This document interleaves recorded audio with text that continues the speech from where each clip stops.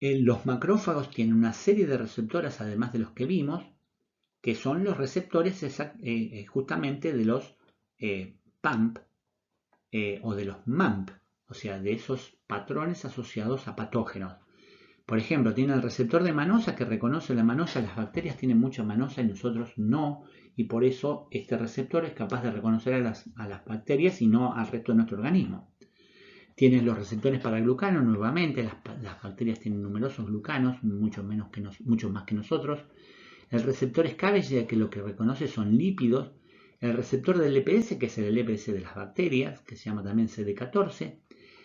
Y digamos, cuando estos receptores reconocen a un patógeno, lo que hacen es incorporarlo y la unión del fagosoma que incorporó al patógeno se une con el lisosoma, los permite distribuirlos. También otro receptor importante, que es toda una familia, que son los Toll-like receptors.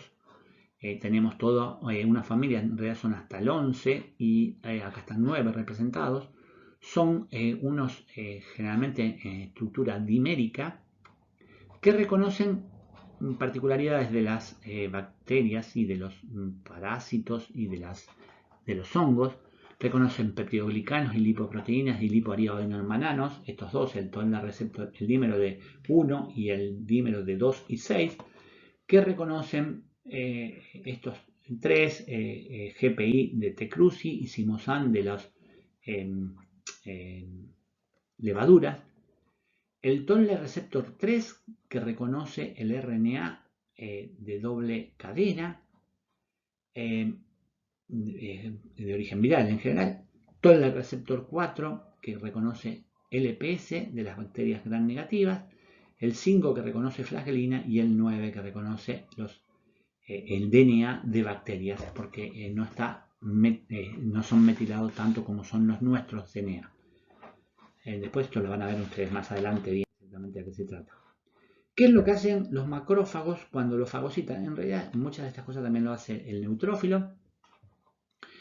Lo que hacen es, el pseudópodo envuelve, lo fagocitan, forma el fagosoma que se va a fusionar con el lisosoma. Los macrófagos, importantemente, no mueren como los neutrófilos en la batalla, digamos. Lo que hacen es, este lisosoma hace que el lisosoma hace que se acidifique el fagosoma. Aparecen las bacterias, esto es bactericida, son mero disminución del pH.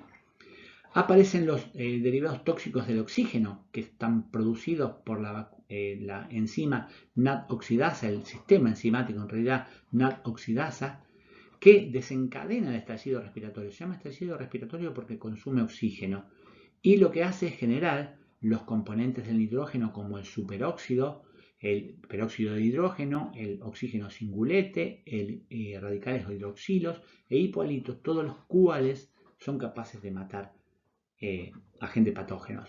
También tenemos los óxidos del nitrógeno, que también es un agente bactericida y microbicida. Los péptidos antimicrobianas, que son defensinas y cationes, proteínas cationes, que también matan patógenos. Las enzimas como la lisosima ya mencionada, las hidrolasas ácidas, y también los competidores como la lactoferrina. Además de hacer eso, los macrófagos secretan una enorme cantidad de citoquinas y quimioquinas que lo que hacen es, están descritas acá, veanlas con detalles, pero terminan produciendo efectos sistémicos como la fiebre, por ejemplo, movilización de metabolitos y producción de enzimas de fase proteínas C reactivas, digamos. Otro componente de respuesta inmune innata, que son los que estamos viendo en este momento, es el complemento, como dijimos. El complemento, ustedes ven acá que tiene 3 vías. La primera que se escribió en realidad es la vía clásica, que en realidad depende de los anticuerpos, por ende no es la parte que corresponde a la inmunidad innata. Lo que corresponde a la inmunidad innata, porque para esto ustedes tienen que haber generado los anticuerpos, entonces se da en un agente infeccioso que recién ingresa, se da en un proceso que ocurre más tarde. Lo que, digamos, está preformado y actúa inmediatamente es el complemento que se une a las lectinas que une manosa sobre la superficie de los patógenos. Y también por otros componentes en la vía alternativa. Esta es la vía de las lectinas, esta es la vía alternativa, donde se une a componentes de la superficie de los patógenos. Lo que se desarrolla en realidad en cualquiera de las tres vías termina generándose esto. Es muy complejo, es una cascada como la de evitar que salga la sangre, no me sale, donde hay muchas enzimas que van actuando una sobre la otra. Se genera C3 convertasa, que genera una serie de componentes que van desde el C3 hasta el C9, hasta que finalmente el C9 es el complejo de ataque a la membrana. O sea, la membrana del patógeno, lo que va ocurriendo es que se va polimerizando C9 al lado de C7 y C8, se forma este complejo que ustedes ven acá y se va polimerizando formando un hueco en la ventana. En la membrana, digo. Este hueco en la membrana es lo que se observa acá de costado, digamos, una célula. Permite que el pasaje de sustancias del exterior hacia el interior de la célula que termina siendo el estallado. Esto es un sistema, digamos, de muerte de patógenos del sistema innato. El otro componente de la respuesta inmunológica dijimos que son las células natural killer. Las células natural killer actúan, digamos, si nosotros son muy importantes las infecciones virales. O sea, si nosotros consideramos lo que sería el desarrollo de una infección viral que dura aproximadamente 10 días, lo que vemos es que el título de anticuerpos va subiendo, que está acá en amarillo, a medida que van pasando los días. Llega una meseta, digamos, y después comienzan a descender por la acción del sistema inmune. ¿Cómo reacciona el sistema inmune? En primer lugar, con el interferón beta, los interferones de tipo alfa y beta, que son interferones que prácticamente todas las células pueden secretar del organismo. Entonces, una célula está infectada, secreta interferón gamma por virus y está avisando, interferón alfa, no gamma. Interferón alfa e interferón beta lo secreta esta célula avisándole a las demás que está ocurriendo esta infección. Entonces todas las células se preparan para tratar de inhibir la proliferación viral. Digamos, inmediatamente las células natural killer también permiten ir matando, porque son se las llama como las vigiladoras del sistema. ¿Por qué? Porque lo que hacen está representado acá. Vamos a terminar con esta curva primero. Entonces, las células natural killer actúan inmediatamente y más tardíamente comienzan a aparecer las células T, que son también capaces de matar a células infectadas como hacen las natural killer. Esto ya lo vamos a ver. ¿Cómo hacen las natural killer? ¿Por qué se le dice vigilante? Bueno, porque ellas controlan que las células tengan una cantidad normal de moléculas de clase 1, de complejo mayor histocompatibilidad de clase 1, una cantidad normal, que estén en estado normal y que no haya elementos extraños sobre la superficie de la célula. ¿Cómo funciona esto? Bueno, las células natural killer tienen un receptor, varios receptores en realidad, que en el humano se llaman KIR y en los ratones se llaman Li49. Estos receptores son inhibitorios, la mayoría de ellos, y las células natural killer son muy agresivas, y entonces esta señal inhibitoria es muy importante, porque si no andarían matando células que no tienen absolutamente nada. Entonces, cuando la natural killer detecta una molécula clase 1 normal, manda una señal inhibitoria y esto se frena, y entonces cualquier señal activadora no sería importante si la célula es normal. Ahora, en ese caso, la natural killer se aleja de esa célula y va a mirar otra. Por eso va vigilando que todas estén bien. ¿Qué ocurre cuando ve una que no está bien? O sea, no reconoce o el número de moléculas de clase 1 o estas son extrañas y además, entonces no existe esta señal inhibitoria porque es extraña. Si además hay un elemento extraño, que puede ser, por ejemplo, una molécula viral, o de otra naturaleza, bacteriana también puede ser, manda la señal a la natural killer de que hay una infección y esta secreta unas células, los gránulos, el contenido de los gránulos que matan a la célula y entonces va a haber otra luego. El otro componente importante son los que se denominan células presentadoras de antígeno, es un proceso que ustedes van a ver en detalle, porque es muy importante para la respuesta inmune, que son los macrófagos y las células dendríticas. Hay una tercera célula presentadora de antígeno, pero que no forma parte de la inmunidad innata. Estas células son las células dendríticas, que dijimos que tienen dendritas, y capturan antígenos por macropinocitosis. Los macrófagos lo hacen por fagocitosis. Aumentan la cantidad de moléculas del complejo mayor histocompatibilidad que están, porque son presentadoras de antígeno, y lo mismo hacen el macrófago. Tienen señales costimuladoras y hacen presentación de antígeno. Entonces, cuando vamos a ver cómo, después de que se produzca esta presentación de antígenos, o que el linfocito ve a un microbio, dijimos que lo que se produce es proliferación de ese linfocito, se transforma en célula plasmática y libera anticuerpos. Las células T reciben la presentación de los macrófagos o de las células dendríticas, proliferan, liberan citoquinas y se monta la respuesta inmune. Esto es la respuesta inmune adaptativa, que incluye tanto linfocitos T helper como linfocitos T CD8 positivos, que son capaces de matar a las células. Estos son helper porque ayudan a las otras células, ya sea a otras T, como las citotóxicas, a los B y a los macrófagos a activarse y ser más eficientes.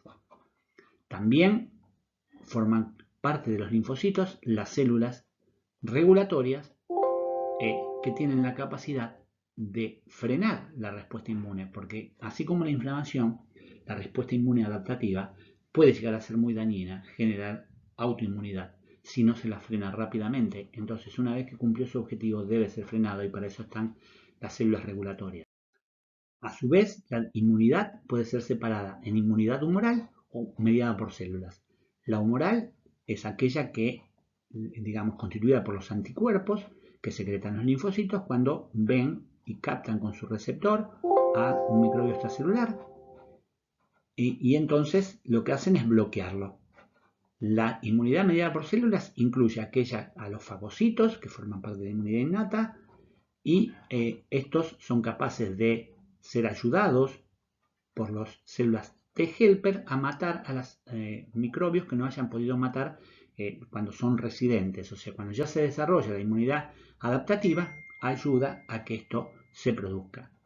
Y las células, digamos, lo que hacen es presentar, digamos, una célula infectada, lo que hace presentar a los linfocitos T a los epitopes antigénicos, y esta célula puede capaz de matarla a la célula infectada. Retomando lo de las fases de la respuesta inmune, vemos que en una respuesta inmune que lleva a la eliminación del patógeno puede llegar a tardar 21 días. La podemos considerar estos 21 días de desarrollo, en los cuales primero está la inmunidad innata, la presentación antigénica a las células T y el reconocimiento de las células B de los patógenos, la expansión clonal en la etapa de aumento, digamos, de la infección, y la generación de anticuerpos y células efectoras. Estos comienzan a eliminar al patógeno por la inmunidad humoral y la mediada por células, y entonces terminan eliminándolo y generando después las células de memoria. Acá tenemos a los receptores linfocitarios, o sea, la IgM de superficie. Este sería la membrana de un linfocito B que tiene a un receptor, que en este caso es una IgM que tiene dominios constantes, constante 1, 2, 3 y 4. El variable 1 es la cadena H pesada y la cadena L liviana, que se repite en este lado. Las dos pesadas están unidas por puentes disulfuro, y también la liviana con la parte pesada de esta están unidas por puentes disulfuro. Como no tienen sección transmembrana, este receptor está asociado a estas moléculas Ig beta e Ig alfa, que son las que envían la información al interior cuando este receptor reconoce a su antígeno específico.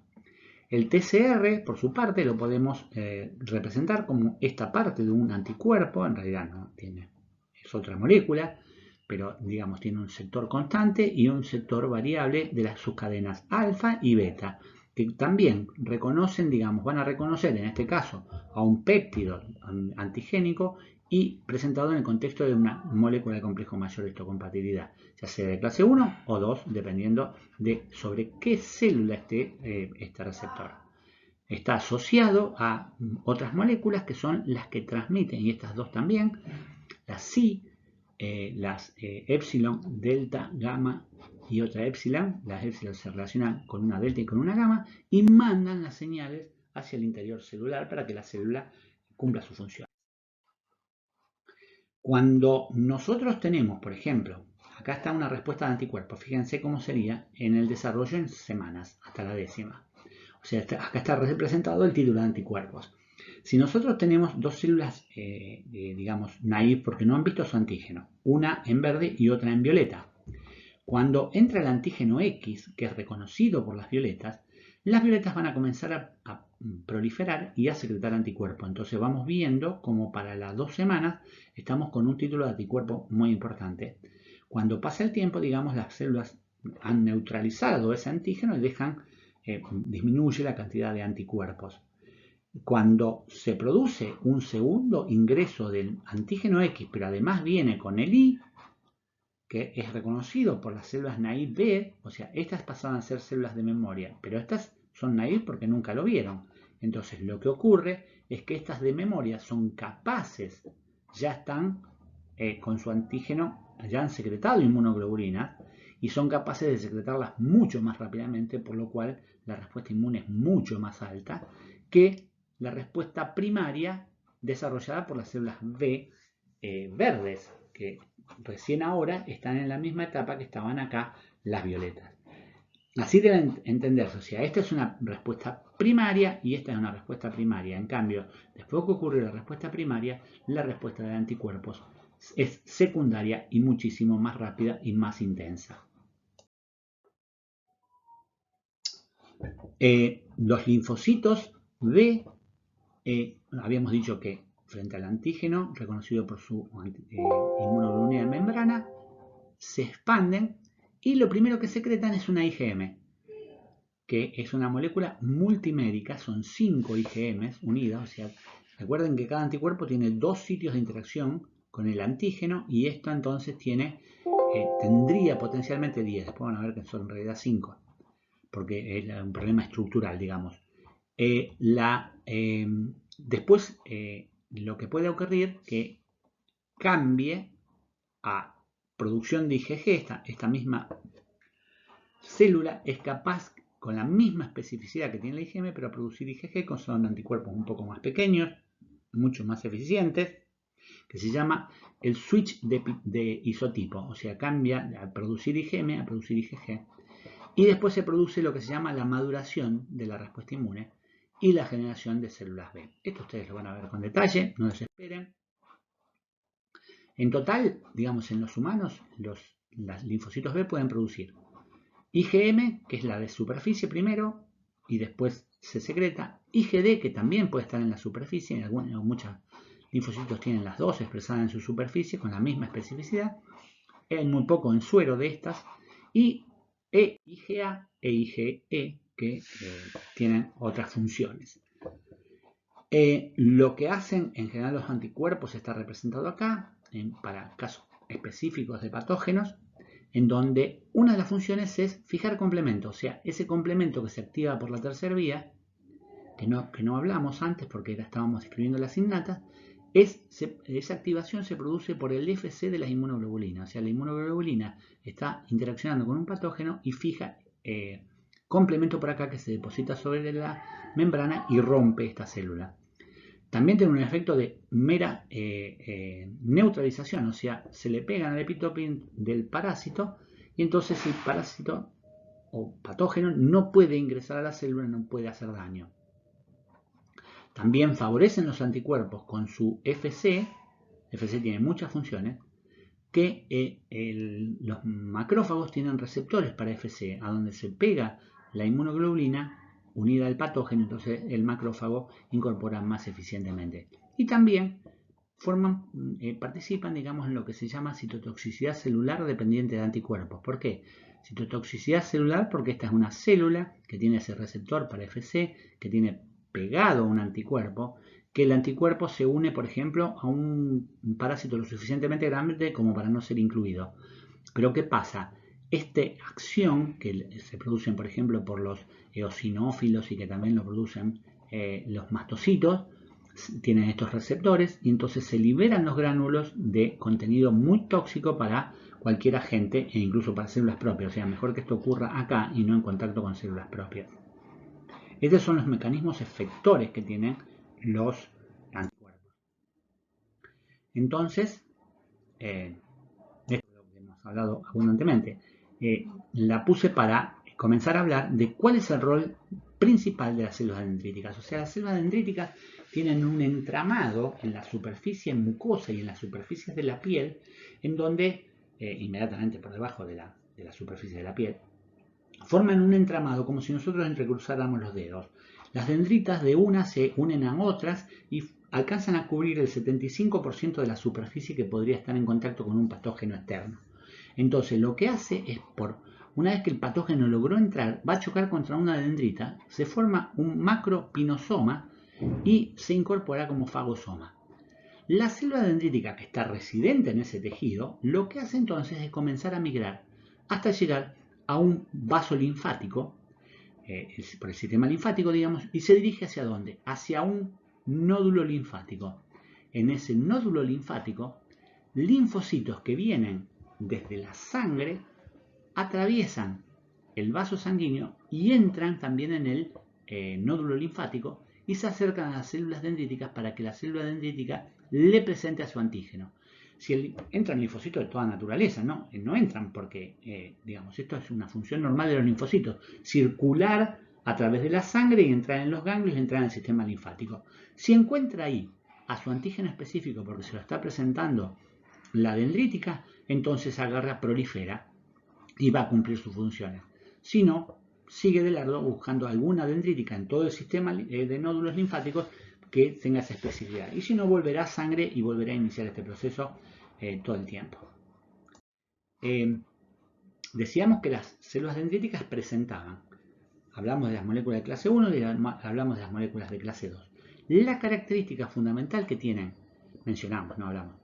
que tienen estas moléculas es que en su estructura, digamos, acá estaría ubicada la membrana de la célula y tienen las de clase 1, tienen una cadena alfa que tiene tres dominios, alfa 3, alfa 2 y alfa 1.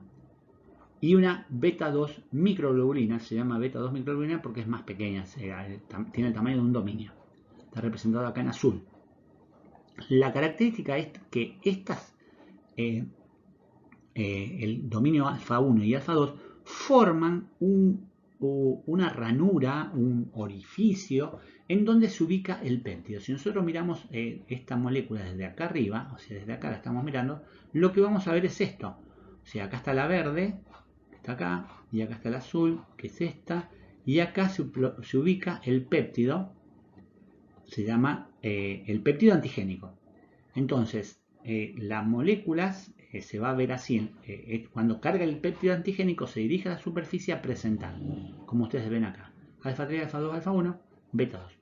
Lo mismo ocurre con la de clase 2, nada más que los procesos son distintos, una estimula linfocitos T citotóxicos y esta estimula linfocitos T helper. La ranura es prácticamente la misma, hay algunas diferencias entre ellas, ubican, digamos, al péptido, pero esta vez entre la cadena alfa y beta. Pero la ranura, digamos, peptídica es prácticamente una estructura muy similar. Como son dos cadenas largas, ¿no? Una corta como la beta 2, la alfa y la beta, las dos están insertadas en la membrana y cumplen la misma función, pero para estimular linfocitos T helper.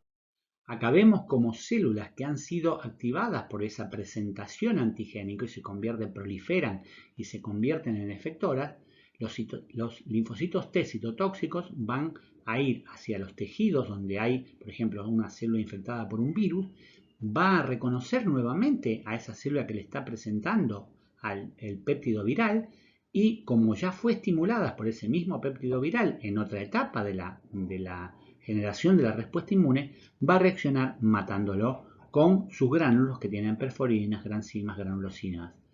En cambio, las células CD4 positivos, estas son las CD8, las CD4 positivos, van a estimular a los macrófagos para matar a los microorganismos que hayan incorporado y también van a ayudar a los linfocitos B que ya reconocieron el mismo antígeno y van a hacer que estos linfocitos proliferen y secreten anticuerpos.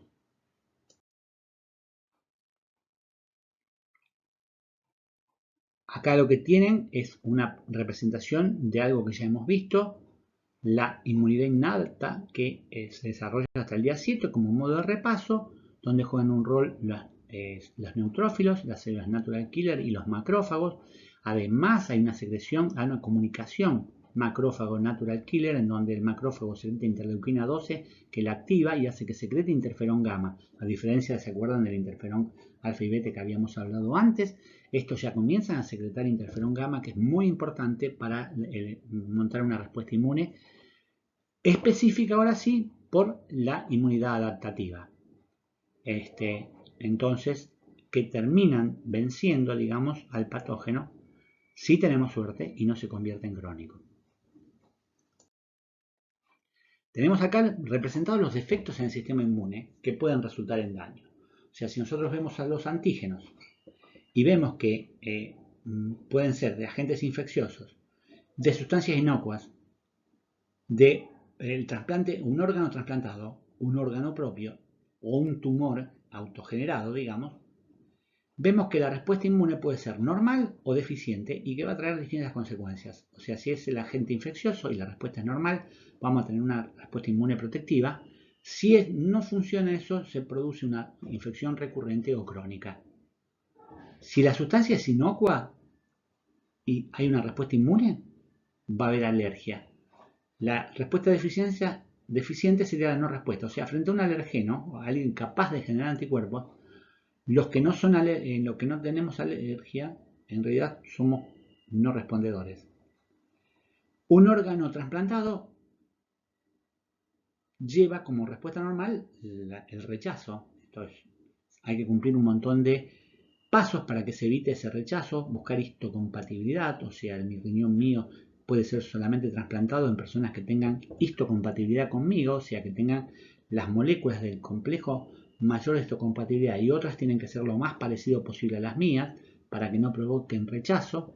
Y la respuesta deficiente es el rechazo, es la aceptación del órgano, ¿cierto? O sea, si es muy parecida, digamos, histocompatible, va a haber una aceptación. Y si no, al paciente, si la compatibilidad es menor, lo que hay que hacer es inmunodeprimirlo para que el sistema inmune no rechace el órgano inmediatamente. Si el órgano es propio, puede llegar a haber autoinmunidad, porque viene, digamos, ha sido manipulado, pero lo deseable es, digamos, la tolerancia de lo propio, que es lo que ocurre, por ejemplo, cuando alguien tiene una quemadura muy grave en un sitio muy expuesto, suele ocurrir que le trasplante piel de algún lugar más oculto, que por ejemplo la cara o las manos, y entonces digamos, lo ideal es que haya tolerancia a ese tejido que es propio, la misma piel. Y bueno, y lo que que tiene que ver con los tumores, la inmunidad tumoral es la respuesta normal. Cuando no tenemos esta inmunidad tumoral, porque de alguna manera el tumor escapó a la respuesta inmune, lo que tenemos es el cáncer. Acá, este es para representar lo que ocurre con las vacunas, que están digamos, hay grupos antivacunas que mienten desfachatadamente acerca de lo que pueden ser. Las vacunas han solucionado problemas gravísimos de enfermedad de la humanidad. La Edad Media fue devastada, Europa sobre todo, por distintas enfermedades, la peste bubónica, distintas fiebres. La vacunación es el medio más efectivo de controlar enfermedades infecciosas. Por ejemplo, la viruela, que fue también devastante en la Edad Media, fue controlada, digamos, a partir de que Jenner en 1797 descubre la vacuna contra la viruela. la vacuna contra la viruela la generó él a partir veía a las ordeñadoras de las vacas que tenían las manos lastimadas con lesiones de viruela. Era viruela que les agarraba a las vacas, pero que no, digamos, en las ordeñadoras solamente les producían unas pequeñas lesiones en las manos. Entonces Jenner, un genio de la inmunología, digamos, de la vacunología, se le ocurrió la idea de inocular esas lesiones que tenía las ordeñadoras en las manos, hizo y la inoculó a un niño. Y después lo desafió con viruela humana. Y el niño no adquirió la viruela. Experimentaba con humanos. Difícil. Pero es la realidad. Y esa vacuna se usó durante muchos años y después fue modificada, pero no se tiene muy claro respecto de qué el virus viruela que se utilizó exactamente, de dónde provenía, qué características tenía. La realidad es que fue eliminando la viruela del mundo y para 1978, 76, se erradicó del mundo, no hubo más casos del 76 al 80, se la consideró oficialmente erradicada. Pero no es solamente el caso de la viruela, sino que, por ejemplo, para la difteria, fíjense, había 100 casos por cada 100.000 de población. Cuando se inocula la vacuna, disminuye esto drásticamente. Lo mismo pasó con la polio, que causó devastación en el 50, y lo mismo pasó con el sarampión, aunque en sarampión sigue habiendo infección de sarampión, porque en realidad la vacuna no es muy efectiva y porque no se cumplen los programas de vacunación. Pero la vacuna es la solución, digamos, desarrollada por el hombre para enfrentar las enfermedades más eficaz hasta el momento.